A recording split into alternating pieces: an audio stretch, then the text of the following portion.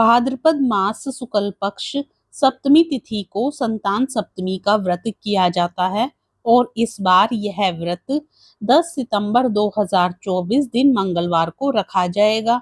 यह व्रत पुत्र प्राप्ति, पुत्र रक्षा तथा पुत्र अभ्युदय के लिए भाद्रपद के शुक्ल पक्ष की सप्तमी को किया जाता है। इस व्रत का विधान दोपहर तक रहता है। इस दिन जामवती के साथ श्याम सुंदर तथा उनके बच्चे सांब की पूजा भी की जाती है। माताएं पार्वती का पूजन करके पुत्र प्राप्ति तथा उसके अभ्युदय का वरदान मांगती हैं। इस व्रत को मुक्ताभरण भी कहते हैं। इस दिन प्रातः स्नान आदि से निवृत्त होकर स्वच्छ वस्त्र पहने, दोपहर को चौक पूरकर चंदन, अक्षत, धूप, दीप, नैवेद्य, सुपारी तथा नारियल आदि से शिव पार्वती की पूजा करें। इस दिन नैवेद्य भोग के लिए खीर, पूरी तथा गुड़ के पुए बनाएं। रक्षा के लिए शिवजी का डोरा भी अर्पित करें। इस डोरे को शिवजी के वरदान के रूप में लेकर उसे धारण करके व्रत कथा सुने। संतान सप्तमी व्रत कथा के अनुसार एक बार श्री कृष्ण ने युधिष्ठिर को बताया कि किसी समय मथुरा में लोमश ऋषि आए थे। मेरे माता पिता देवकी तथा वसुदेव ने भक्ति पूर्वक उनकी सेवा की तो ऋषि ने उन्हें कंस द्वारा मारे गए पुत्रों के शोक से उबरने के लिए आदेश दिया।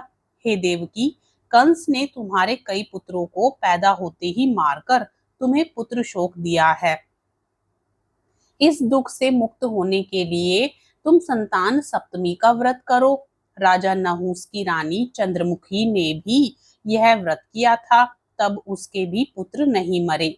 यह व्रत तुम्हें भी पुत्र शोक से मुक्त करेगा। देवकी ने पूछा, हे देव, मुझे व्रत का पूरा विधि विधान बताने की कृपा करें ताकि मैं विधि पूर्वक व्रत संपन्न करूं। लोमश ऋषि ने उन्हें व्रत का पूजन विधान बताकर व्रत कथा भी बताई। नहुष अयोध्यापुरी का प्रतापी राजा था। उसकी पत्नी का नाम चंद्रमुखी था। उसके राज्य में ही विष्णुदत्त नामक एक ब्राह्मण रहता था। उसकी पत्नी का नाम रूपवती था। रानी चंद्रमुखी तथा रूपवती में परस्पर घनिष्ठ प्रेम था। एक दिन वे दोनों सरयू में स्नान करने गईं। वहां अन्य स्त्रियां भी स्नान कर रही थी। उन स्त्रियों ने वहीं पार्वती शिव की प्रतिमा बनाकर विधि पूर्वक उनका पूजन किया। तब रानी चंद्रमुखी तथा रूपवती ने उन स्त्रियों से पूजन का नाम तथा विधि पूछी। उन स्त्रियों में से एक ने बताया, हमने पार्वती सहित शिव की पूजा की है। भगवान शिव का डोरा बांधकर हमने संकल्प किया है कि जब तक जीवित रहेंगी तब तक यह व्रत करती रहेंगी। यह मुक्ताभरण व्रत सुख तथा संतान देने वाला है। उस व्रत की बात सुनकर उन दोनों सखियों ने भी जीवन पर्यंत इस व्रत को करने का संकल्प करके शिवजी के नाम का डोरा बांध लिया, किंतु घर पहुंचने पर वे संकल्प को भूल गई। फलतः मृत्यु के पश्चात रानी वानरी तथा ब्राह्मणी मुर्गी की योनि में पैदा हुई। कालांतर में दोनों पशु योनि छोड़कर पुनः मनुष्य योनि में आई। चंद्रमुखी मथुरा के राजा पृथ्वीनाथ की रानी बनी तथा रूपवती ने फिर एक ब्राह्मण के घर जन्म लिया। इस जन्म में रानी का नाम ईश्वरी तथा ब्राह्मणी का नाम भूषणा था। भूषणा का विवाह राजपुरोहित अग्निमुखी के साथ हुआ। इस जन्म में भी उन दोनों में बड़ा प्रेम हो गया। व्रत भूलने के कारण ही रानी इस जन्म में भी संतान सुख से वंचित रही। प्रौढ़ावस्था में उसने एक गूंगा तथा बहरा पुत्र जन्मा, मगर वह भी 9 वर्ष का होकर मर गया। भूषणा ने व्रत को याद रखा था, इसलिए उसके गर्भ से सुंदर तथा स्वस्थ 8 पुत्रों ने जन्म लिया। रानी ईश्वरी के पुत्र शोक की संवेदना के लिए एक दिन भूषणा उससे मिलने गई। उसे देखते ही रानी के मन में डहा पैदा हुई। उसने भूषणा को विदा करके उसके पुत्रों को भोजन के लिए बुलाया और भोजन में विष मिला दिया, परंतु भूषणा के व्रत के प्रभाव से उसका बाल भी पाका नहीं हुआ।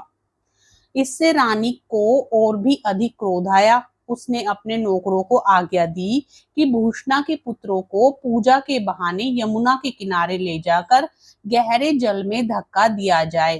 किंतु भगवान शिव और माता पार्वती की कृपा से इस बार भी भूषणा के बालक व्रत के प्रभाव से बच गए।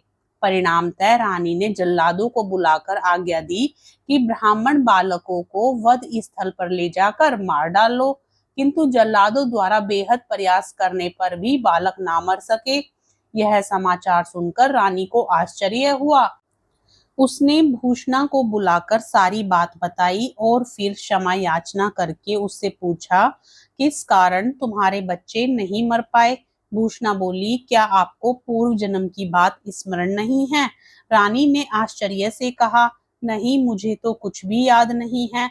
तब उसने कहा, सुनो, पूर्व जन्म में तुम राजा नहुस की रानी थी और मैं तुम्हारी सखी। हम दोनों ने एक बार भगवान शिव का डोरा बांधकर संकल्प किया था कि जीवन पर्यंत संतान सप्तमी का व्रत किया करेंगी, किंतु दुर्भाग्यवश हम भूल गई और व्रत की अवहेलना होने के कारण विभिन्न योनियों में जन्म लेती हुई अब फिर मनुष्य जन्म को प्राप्त हुई। अब मुझे उस व्रत की याद हो आई थी, इसलिए मैंने व्रत किया। उसी के प्रभाव से आप मेरे पुत्रों को चाहकर भी मरवा ना सकी।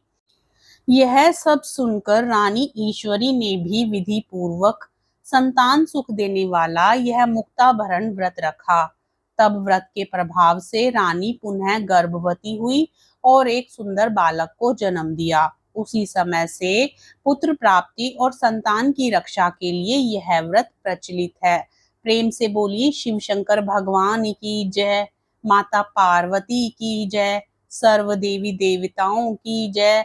मित्रों, हम आशा करते हैं कि आपको यह जानकारी पसंद आई होगी। यदि आपको यह कथा पसंद आती है तो वीडियो को लाइक जरूर करें।